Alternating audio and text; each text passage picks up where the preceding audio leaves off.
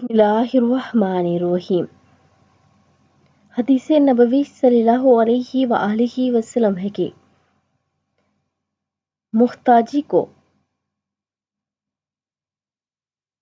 دور کرنے کا بہترین عمل ہے یہ۔ رسول اللہ صلی اللہ علیہ وآلہ وسلم نے فرمایا، جس کا مقصد دنیا حاصل کرنا ہو، اللہ اس کے کام بکھیر دیتا ہے اور محتاجی کو اس کی آنکھوں کے سامنے کر دیتا ہے،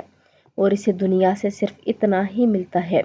جتنا اس کے مقدر میں لکھا جا چکا ہے، اور جس کا مقصود آخرت ہو وہ اللہ کے معاملات کو ٹھیک کر دے گا، اور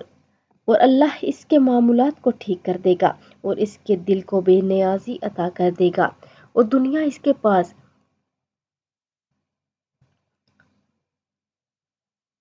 ایسے آئے گی